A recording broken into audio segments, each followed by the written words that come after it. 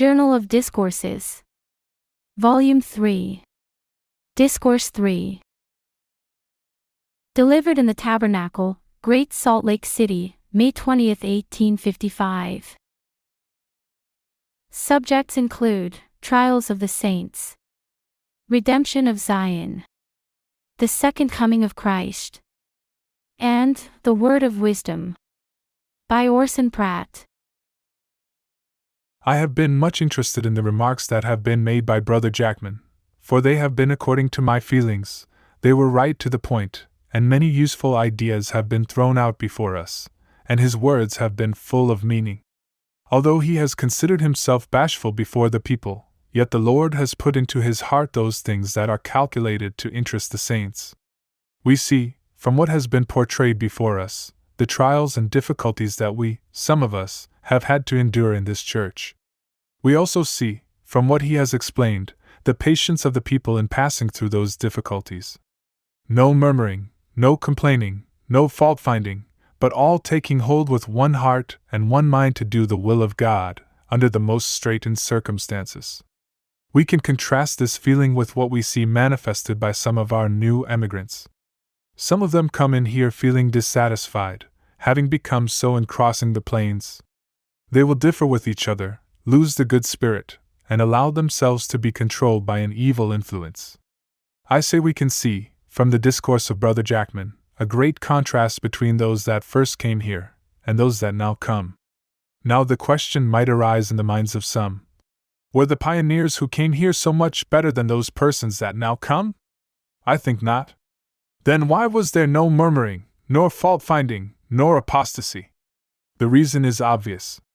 Those who first came here had more experience in such matters than the new emigrants have, who come here almost without experience in those things which they naturally come in contact with when crossing the plains. In fact, there are very few in the world that would do any better than the Mormon pioneers did the first year they came here. It requires experience to enable people patiently to pass through the scenes of trial that were endured by the pioneers, and those who first came into these valleys. Take our late emigration that have crossed over the plains, and let them be driven a few times from their comfortable habitations, and let them wander for months in the cold winter, and then send them off on an expedition, such as the pioneers took to this country, and you would see them quite a different people. You would see them altered and improved by the course of experience they had passed through. They would be benefited by certain kinds of experience which others have passed through before them. And if attentive, they would add many important items to their former stock of wisdom and knowledge. Consequently, it requires experience, not only for the old members, but for the new. And should the new members be permitted to come from the old countries, and meet with no poverty, no affliction, it would not be known whether those persons would endure such trials. And hence the necessity of such trials to give people experience. It is true, they have had some things to pass through in the old country of a trying nature, but they have not had a series of different trials to encounter. Therefore, there would be no telling whether they would stand or not, if called to pass through similar scenes of trials to those passed through by the earlier settlers of this territory. Then, it is not surprising to me that the Lord takes certain measures to bring those persons into difficult circumstances. In fact, we have the Lord's own declaration for it, that He will try this people, not in some things, but in all things, to see if they will abide in the covenant, and He says, "If they will not, then they will not abide in me." Here, then, we perceive that each will have his share of trials, either in the beginning or in the advanced state of the church. We do not know what they will be, only so far as God has revealed in His Word. He has told us that we should be visited with famine and sword, with pestilence and distress. All these are predicted, and laid before this people in the book of Doctrine and Covenants. The Lord says, unless His servants should hearken to the words and counsels that He gives unto them, famine, trouble, and distress would overtake them. Now what benefit, or what glory is there to an individual who is placed in circumstances that he cannot help but do right? For instance, suppose there were no intoxicating drinks in the world, what glory and credit would it be to an individual to say that he had kept himself from those things? If his father and his forefathers to the third or fourth generation of them had died from drunkenness, he would have nothing to boast of. For he could not be a drunkard. Therefore, I say, if this temptation was set before us as the forbidden tree was before Mother Eve, and we withstood the temptation, then there would be some merit in it, far more than there is for a person to keep himself sober, because he is obliged to do so. So we may take other things in the same light. Why did the Lord suffer the Hittites, and Perizzites, and Hivites, and Jebusites, and various others, to live among Israel? He had two purposes in view. One was to scourge Israel when they went astray from his commandments, and the other was to see whether they would overcome or not. He placed them where they would have temptations to test their fidelity. Then, if directly in the face of the law of God, they would falter or yield, and give way to the customs and vices of the heathen, they were not worthy of the glory of God, nor of being called his people. But if the heathen had all been swept away, and those temptations had not been presented, where would have been the merit? It would have been very small indeed. A commandment was given, forbidding the children of Israel to marry with the heathen. It was commanded that the sons of Israel should not take wives from among the heathen, either should they give their daughters to the heathen. Now there was temptation in those days, set before the children of Israel, and sometimes they would break through, and go beyond the bounds, like old Solomon, who transgressed, after God had appeared to him 3 times, and had given him many choice favors, and manifested himself to him in dreams, and also when he spread forth his hands to pray God to bless the temple which he had built. Then the Lord manifested himself in the presence of all Israel, to his servant. He was lifted up in the midst of Israel, and a kingdom and government were given to him, far surpassing all the kingdoms and governments upon the earth. And yet, after all these things, and after the Lord had given him many wives, he took that which was forbidden. He took the daughters of the heathen nations.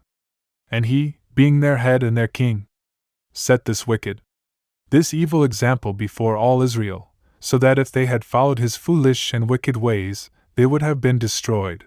But from the account we have, he was overcome by the temptations laid before him, and consequently the wives that he had taken led him away, so much so, that in his old age, he, in order to please those wives whom he had taken from among the Gentiles, bowed down to their gods.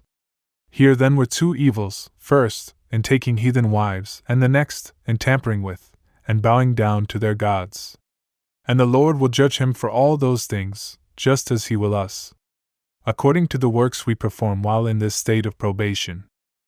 If Solomon, in all his glory, had been contented with all those blessings given him, and had not yielded to the temptations laid to ensnare him, he would have increased in his glory and in his dominions. His glory would have increased in this world and in the future. But the Lord desired to try him.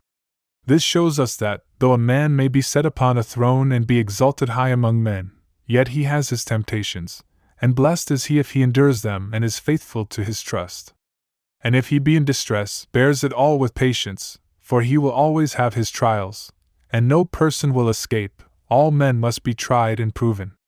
These are reflections that occurred to my mind while Brother Jackman addressed us, showing the contrast between those who first came here, and those who now come.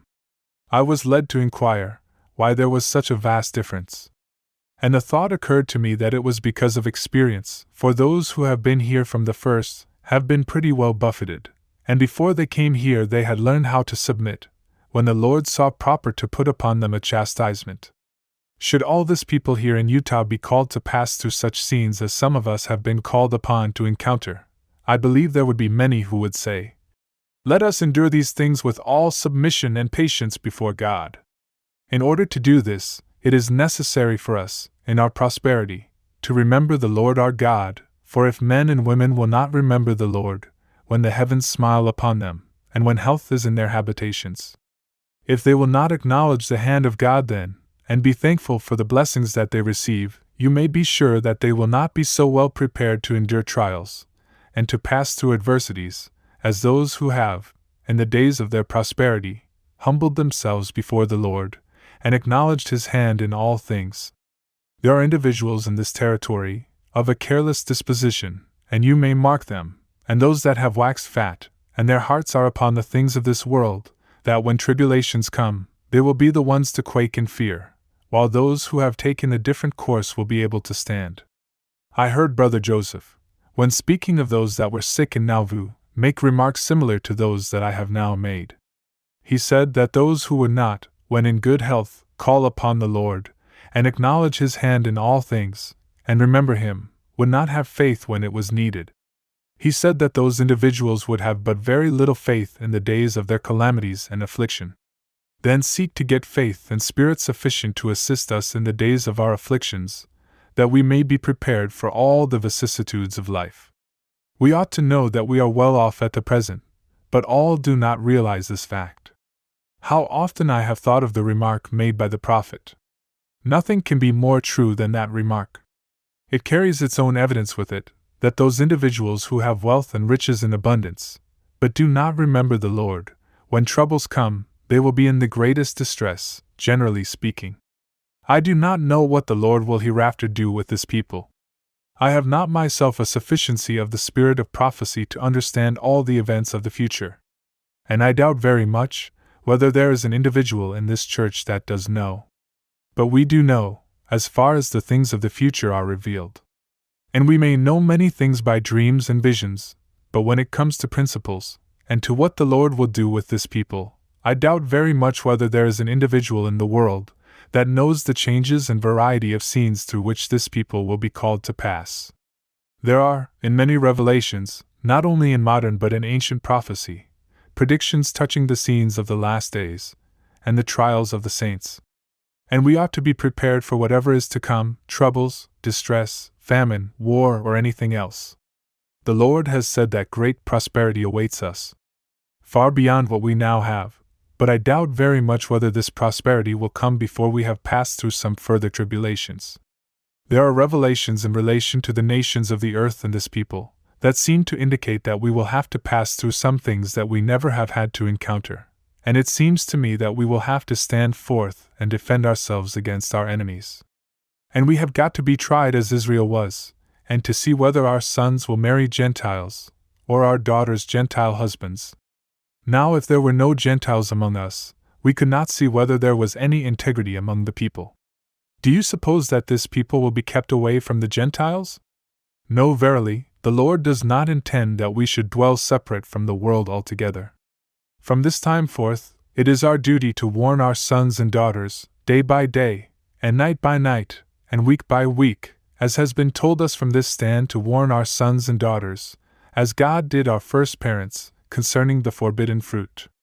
When He set the forbidden fruit before them, He said, "If you eat, it will make you mortal, whereas you are now immortal, but you may choose for yourselves."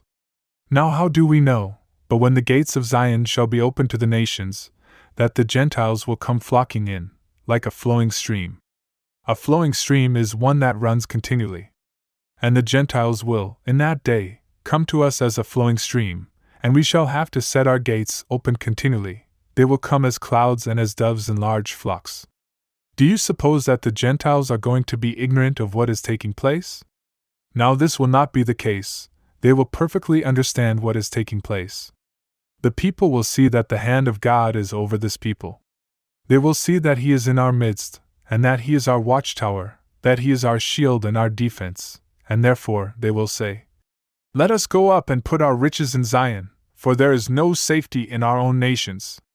Those nations are trembling and tottering and will eventually crumble to ruin, and those men of wealth will come here, not to be baptized, but many of them will come that have never heard the servants of God.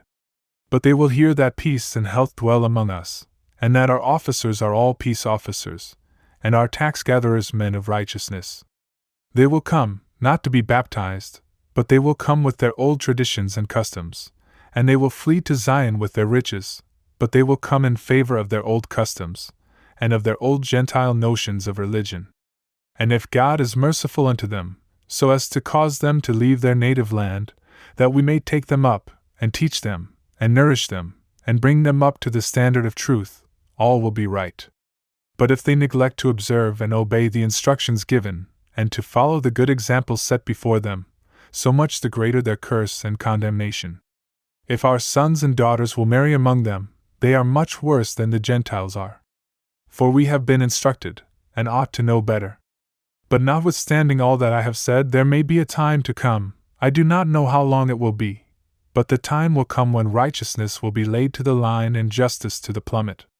There will be a certain degree of freedom used with those persons who may come unto Zion, but not so far as to partake of their deeds. But on the contrary, you are strictly prohibited from joining in their evil practices.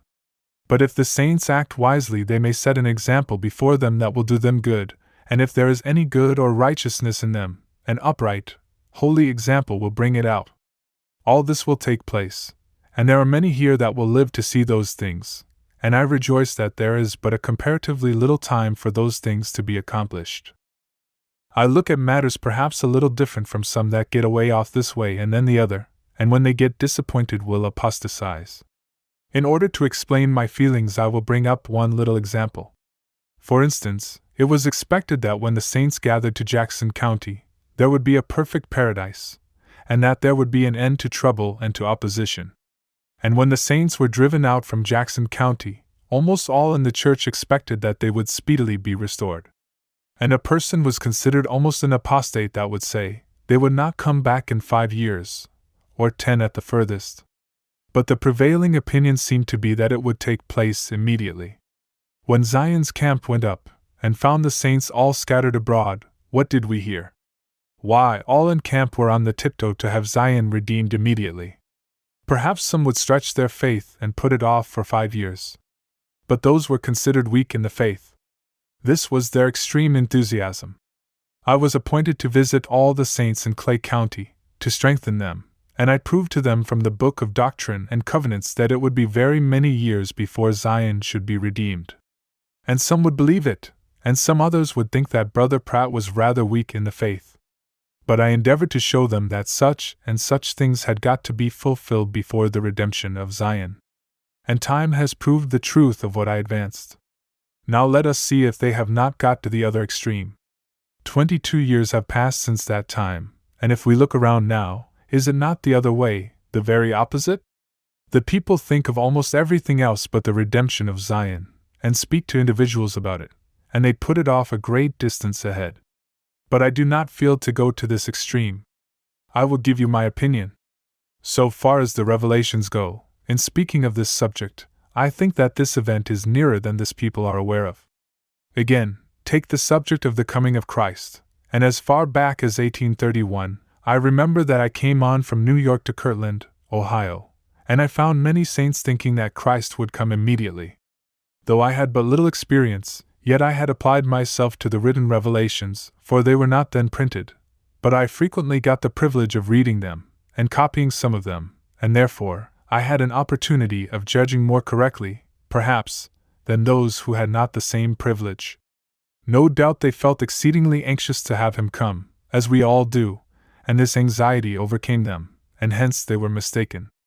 I have no doubt that there are others in the church that think it is a far-off event, an event that will probably take place in the days of their youngest children. But from what is written, I look upon it as an event that is much nearer than is generally supposed. It is true, there is a great work to be performed, but the Lord has a great many to perform it. If He had them all concentrated in one vast body from England, Scotland, the nations of Europe, and the islands of the sea, He could soon accomplish the work, notwithstanding its vastness. A great work has to be brought about.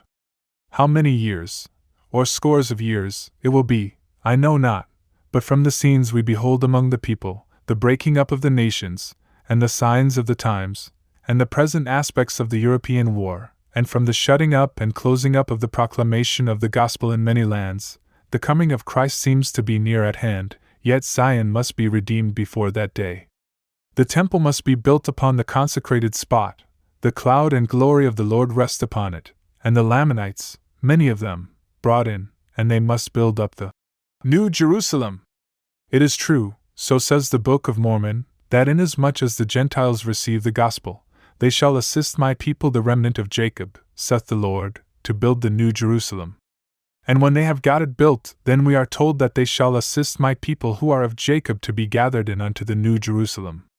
Only a few thousands or hundreds of thousands, then, are to be engaged in this work, and then, after it is done, we are to assist the Lamanites to gather in. And then shall the powers of heaven be in your midst. And then is the coming of Christ. It will not be before the Lamanites come in, nor before the temple is constructed in Jackson County. But there is a great people to do the work. I look upon these events as something that will take place sooner than many expect, and it will find many putting it away at a distance. This is evident from the fact that he will find them eating and drinking with the drunkard, and marrying, and giving in marriage, to the very hour of his coming. This shows the state of the world as it is to be at his coming, and if they are to perceive one event after another, why do they indulge themselves in these things? It shows that they do not perceive that it is so near. It will not be those who have oil in their lamps, for they are ready, and when the sound goes forth, the oil is there. But it will be the others. Their lamps will have gone out, and they will have no light. And hence he comes, and men are not aware of it. He enters in and the door is shut, and 5 out of the 10 virgins that have actually gathered, as it appears, are numbered among hypocrites and unbelievers.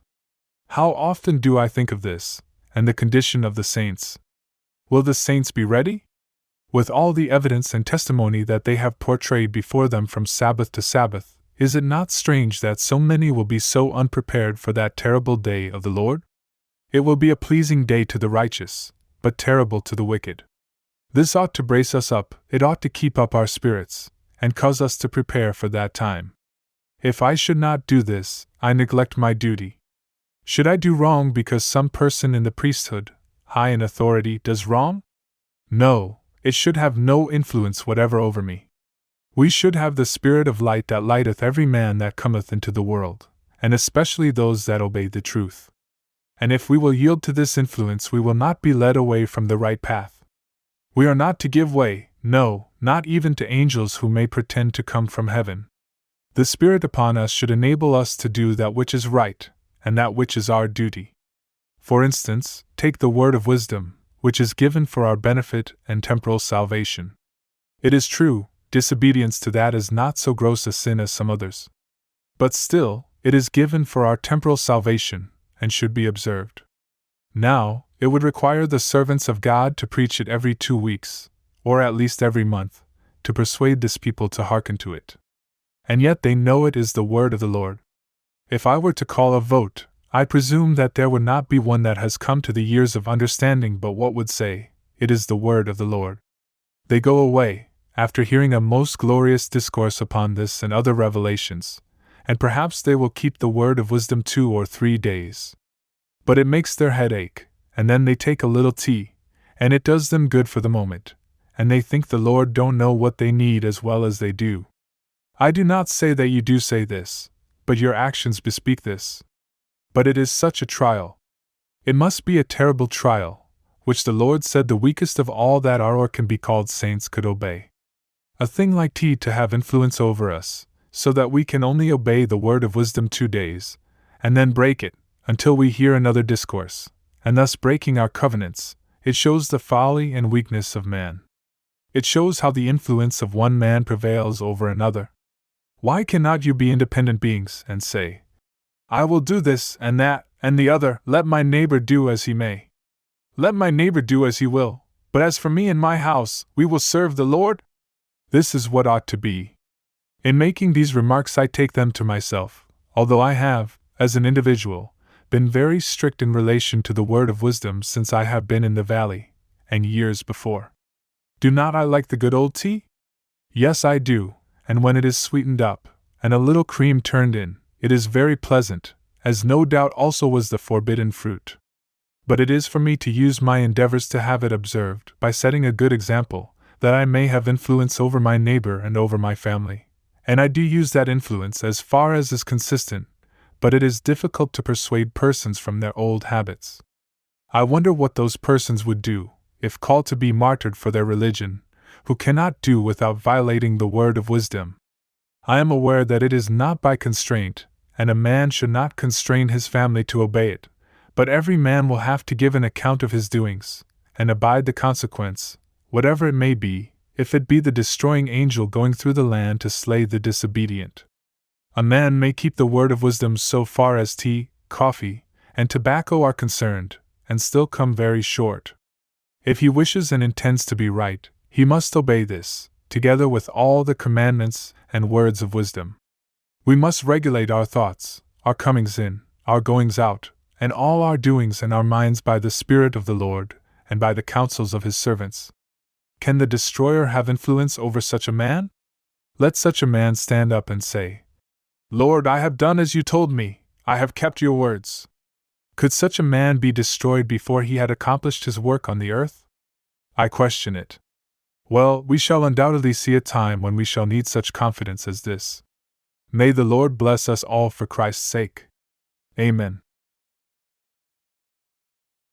You were just listening to a discourse by Elder Orson Pratt, delivered in the Tabernacle, Great Salt Lake City, May 20, 1855.